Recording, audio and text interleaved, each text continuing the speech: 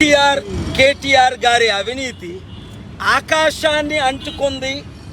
నడి రోడ్ల మీద నాశనం అవుతుంది, వారి ద్వారా నాశనం అవుతుందని ఇదే రుజువు. వారి అవినీతి చక్కగా 33 సంవత్సరాలు నేను అమెరికాలో ఉండి బిల్ క్లింటన్, బిల్ గేట్స్లు పంపించి వందల బిలియనీర్లు, మిలియనీర్లు పంపించి ఎంతమంది మీకు అందరికీ తెలుసు. అప్పుడు రాజీవ్ గాంధీ గారు, పివి నరసింహరావు గారు, అంజయ్ గారు. ఆ సమయంలో నేను 1100 మీటింగులు పెట్టి ఆంధ్రప్రదేశ్ యునైటెడ్ ఆంధ్ర అభివృద్ధి చేయడానికి 100 కంపెనీలు పెడితే ఈరోజు కేటీఆర్ గారి చూడండి ఒక్కసారి ఈ 2 పట్టణాలు ఆక్యుపై చేసేసి ఏం మాట్లాడారో ఒక్క నిమిషం. మన కేటీఆర్ గారు ఇలాంటి ఏమి మీరు చూడండి, అవన్నీ నాకు దీని కనెక్షన్ ఇవ్వండి. కనెక్షన్ అది ఒక్కసారి చూడండి. ఒక్క నిమిషం కేటీఆర్ గారి మాటలు మీరు ఆలకించండి. కేటీఆర్ గారి మాటలు ఆలకించండి. నిన్నే నేను ప్లే చేశా.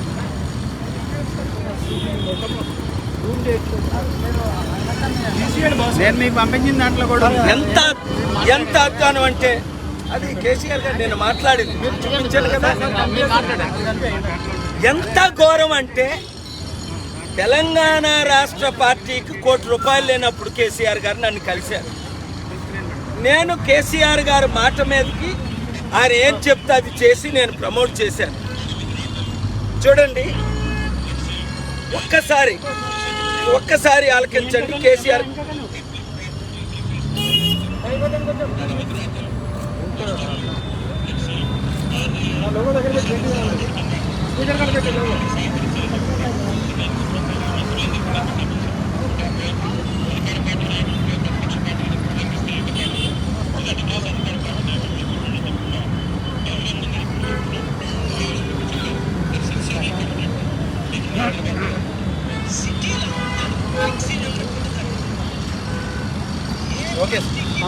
చూడండి, ఇది నా మాటలు కాదు, కేసీఆర్ గారు, కేటీఆర్ గారు మాటలు మీరు వింటున్నారు.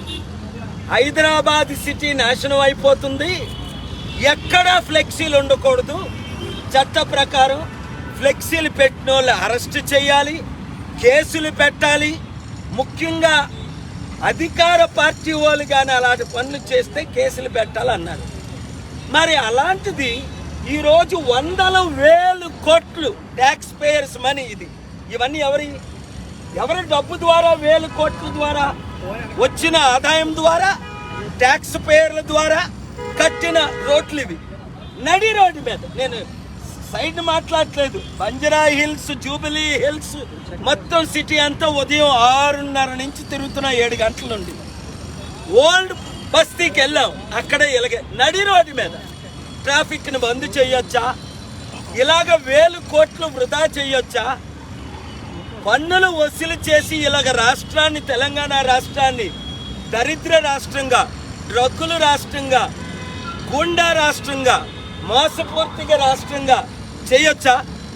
మరి చట్ట ప్రకారం వారి మీద కేసులు పెట్టాలని జిహెచ్ఎంసీకి నిన్న వెళ్ళాను, కమిషనర్ గారిని. ఆ కేటీఆర్ గారు పిలిపించుకున్నారు నన్ను కలకుంటా. రాత్రి 12 లోపున పీకేయండి, లేదంటే ప్రజలందరూ ఎక్కడ రోడ్ల మీద చూడండి, అది రోడ్డు మీద ఉంది, ఇది రోడ్డు మీద ఉంది, ఇది రోడ్డు మీద ఉంది. దీనికి లైసెన్స్ ఉందా? కేసీఆర్ గారు ముఖ్యమంత్రిగా, కేటీఆర్ గారు యాక్టింగ్. ఇది ఇలాంటి అవినీతిని ఈ కాంగ్రెస్ పార్టీ వాళ్ళు కానీ, ఈ బీజేపీ పార్టీ వాళ్ళు కానీ, ఆ ఇతర చిన్న వాళ్ళు ఎవరైనా ఎందుకు ఖండించట్లేదని, ఈ అవినీతి ఎంతకాలం కష్టపడి 33 సంవత్సరాలు అమెరికాలో ఉండి నేను అభివృద్ధి చేయబట్టే 100,000 బిలియనీర్లు తేబట్టే అప్పుడు చంద్రబాబు నాయుడు గారు 22 సార్లు, రాజశేఖర రెడ్డి గారు ముఖ్యమంత్రులు, పివి నరసింహరావు గారు నాకు ఎన్నో వందనాలు, రాజీవ్ గాంధీ మొదలుకొని వందనాలు చెప్పారు. ఈరోజు ఈ సిటీల్ని, ఈ రాష్ట్రాన్ని ఇలాగా నాశనం చేసిస్తుంటే రైతులకు డబ్బు లేదు, ఆత్మహత్యలు చేసుకుంటున్నారు. 40 లక్షల మంది ఫెసిలిటీ లేవు, ఏమీ లేవు. మరి ఎక్కడ నుంచి వీళ్ళకి 100,000 కోట్లు వస్తున్నాయి? కనుక నేను 3 డిమాండ్లు. వెంటనే కేసీఆర్ గారు రాజీనామా చేసి దళితులను ముఖ్యమంత్రి చేయాలి. 2, వారి మీద జిహెచ్ఎంసీ వాళ్ళు కనీసం 3,000 కోట్ల రూపాయలు ఫైన్ వేయాలి. 3, చట్ట ప్రకారంగా కేసులు వాళ్ళు విధించి వాళ్ళని పనిష్ చేసి అప్పుడు క్షమాపణ చెప్పిన వరకు విడుదల చేయకూడదు. మీడియా వారికి నేను రిక్వెస్ట్ చేస్తున్నా, నేనున్నా, ఇక్కడే ఉంటాను రాత్రి పగలు, ప్రతి గడపకి వస్తా, వీలైతే ప్రతి నియోజకవర్గం 100% వస్తా. మార్పు రావాలి. ఇప్పుడున్న 3 రాజకీయ పార్టీలు అవినీతితో, కుళ్ళుతో, కుతంత్రతో, కుటుంబ కుల పాలనకి ఎవరు వ్యతిరేకించట్లేదు. కేసీఆర్ గారు నేను ఎంతో ప్రేమించి సపోర్ట్ చేశాను. కానీ ఇంత అవినీతి అయినప్పుడు మీరు ఎండలో మీడియా మిత్రులు ఇక్కడికి ఎందుకు వచ్చారు? మీకు కూడా బాధేస్తుంది. ఇంత అవినీతి ఏంటి?